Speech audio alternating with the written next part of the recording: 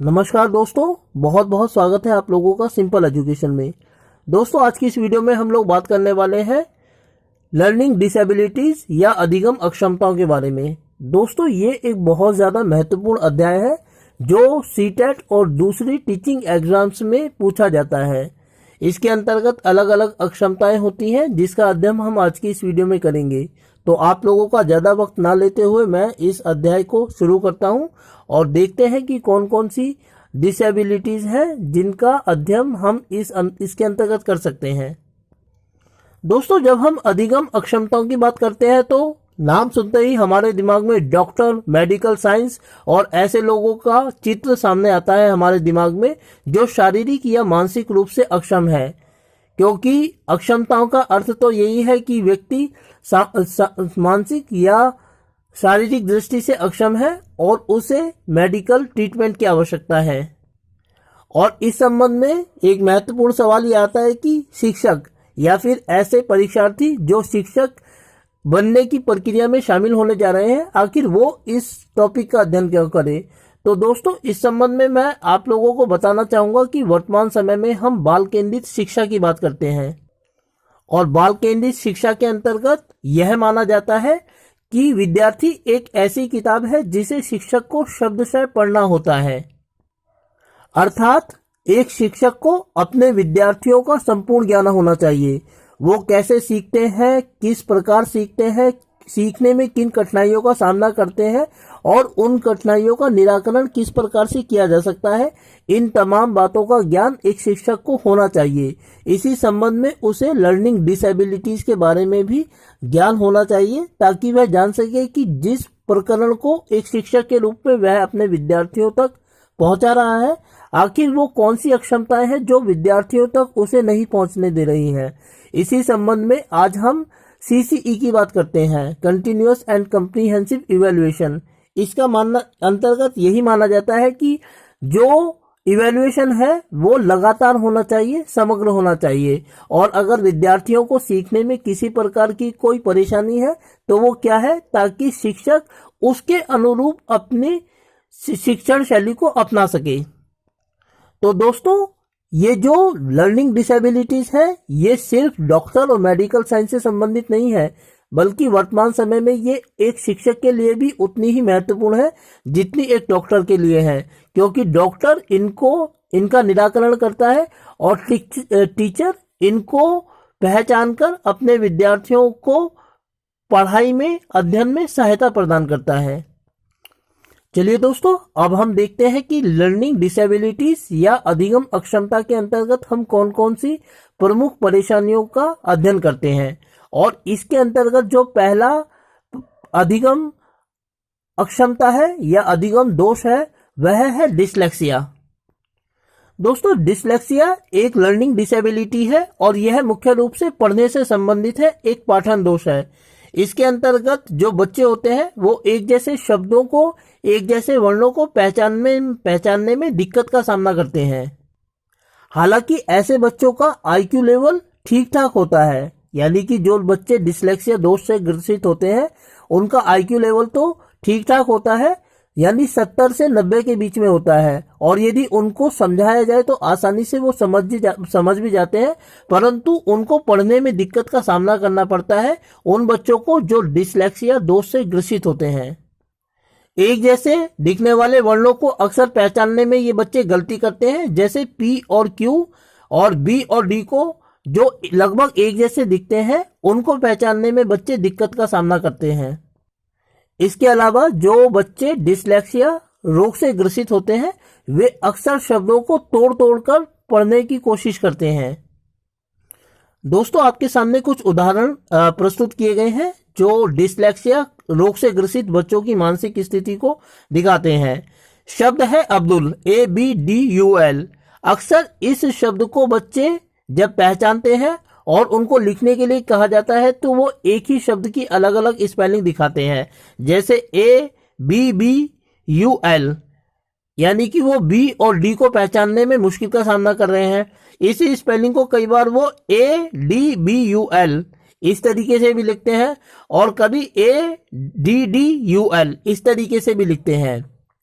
इसका मतलब ये हुआ कि डिसलेक्सिया रोग से ग्रसित जो बच्चे होते हैं एक ही शब्द की स्पेलिंग को वो अलग अलग तरह से लिखते हैं।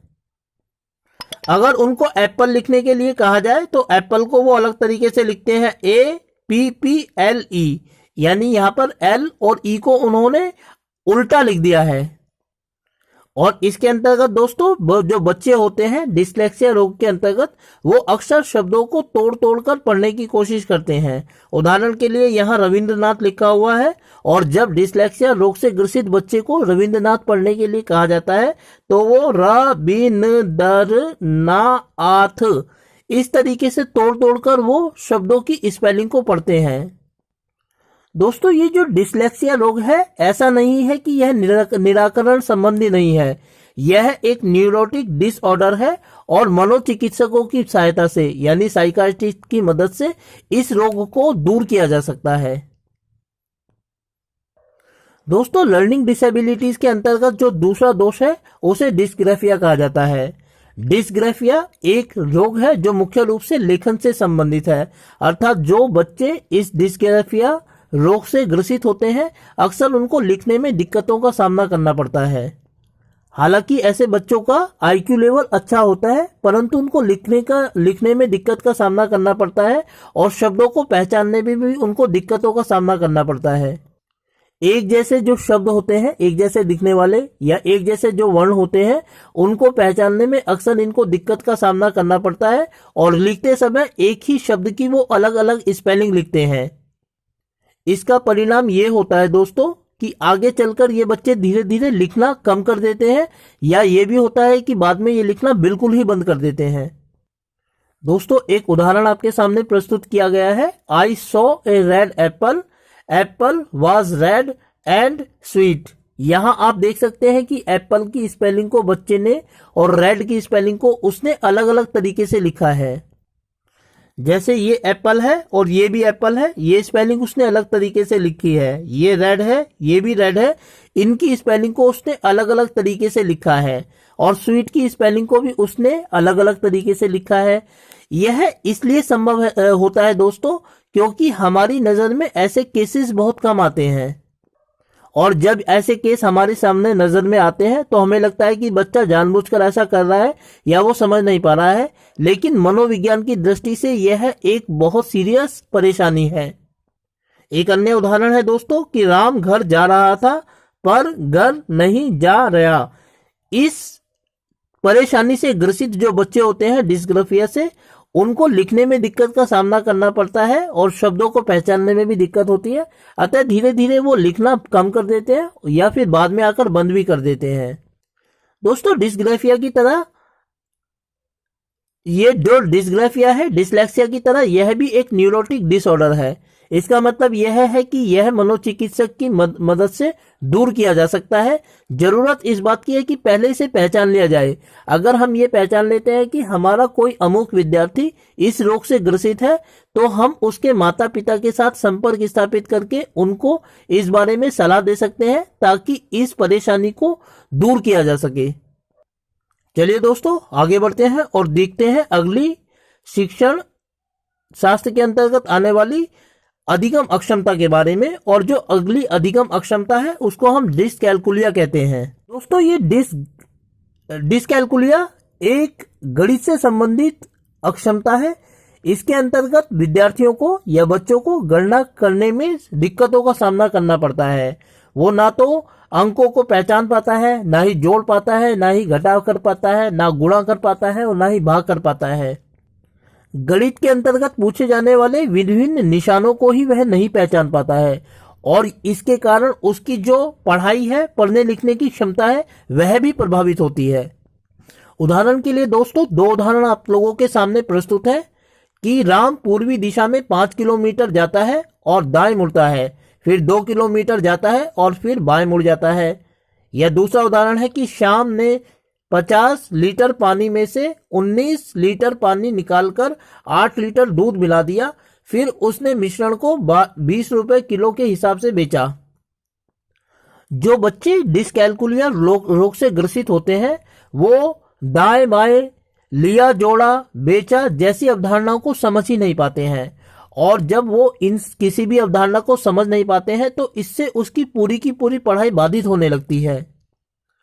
दोस्तों, डिसलेक्सिया और डिस्ग्राफिया की तरह यह डिसकैलकुलिया भी एक न्यूरोटिक डिसऑर्डर है।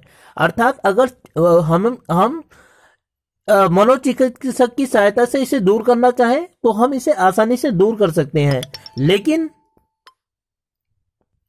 लेकिन दोस्तों, आवश्यकता सबसे पहले इसी बात की है कि पहले इस रोग को पहचान लिया जाए। और अगर हम एक शिक्षक होने के नाते इसको पहचान लेते हैं तो माता पिता के साथ संपर्क स्थापित करके इस प्रकार की अधिगम अक्षमताओं को दूर करने में हम प्रयास कर सकते हैं। जो दोस्तों अगला अधिगम अक्षमता है वह है अफेजिया। अफेजिया को हिंदी भाषा में घात कहा जाता है और जो लोग इससे ग्रसित होते हैं वे मुख्य रूप से संप्रेषण में यानी कि कम्युनिकेशन में दिक्कत का सामना करते हैं। जो लोग, सिर्फ बच्चे ही इस रोग से ग्रसित नहीं होते हैं, बड़े भी होते हैं। जो लोग इस रोग से ग्रसित होते हैं वे अपने विचारों को, भावों को अभिव्यक्त करने में असमर्थ होते हैं और इसको दूर भी नहीं किया जा सकता है। कई बार हम इस समस्या को दूर नहीं कर सकते हैं। अब अगर हम अफेजिया रोग से ग्रसित किसी विद्यार्थी को या किसी व्यक्ति को देखते हैं तो उनके प्रति हमारा व्यवहार बहुत सहानुभूतिपूर्ण परक होना चाहिए। दोस्तों, अगला जो अधिगम अक्षमता से संबंधित बिंदु है वह है अलेक्सिया। अलेक्सिया भी मुख्य रूप से एक पाठन दोष है और पढ़ने में दिक्कत का सामना होता है उस व्यक्ति को जो इस अलेक्सिया रोग से ग्रसित होता है।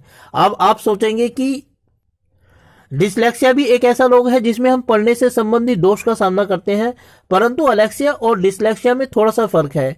डिसलेक्सिया एक न्यूरोटिक डिसऑर्डर होता है और मनोचिकित्सक की मदद से उसको दूर किया जा सकता है, जबकि एलेक्सिया एक ऐसा रोग है जो दिमाग पर चोट लगने की वजह से होता है। अक्सर यह होता है कि अगर किसी व्यक्ति के दिमाग पर चोट लग जाए तो उसके रोजमर्रा के काम प्रभावित होने लगते हैं और पढ़ना भी इसमें शामिल है। अगर किसी व्यक्ति के दिमाग पर चोट लगने की वजह से उसके पढ़ने की क्षमता जो है बाधित होती है तो इस तरीके के रोगों को हम अलेक्सिया कहते हैं। जो लोग इस अलेक्सिया रोग से ग्रसित हो जाते हैं वो बहुत धीरे धीरे पढ़ पाते हैं और बहुत कम पढ़ पाते हैं। यह पहचान है इस अलेक्सिया रोग की। दोस्तों, अधिगम अक्षमता से संबंधित अगला बिंदु है डिस्थीमिया। डिस्थीमिया एक डिप्रेशन की अवस्था है, लेकिन ये डिप्रेशन की बहुत मामूली वाली अवस्था है जिसमें व्यक्ति डिप्रेशन के शुरुआती चरण में होता है और डिप्रेशन की तीव्रता कम होती है।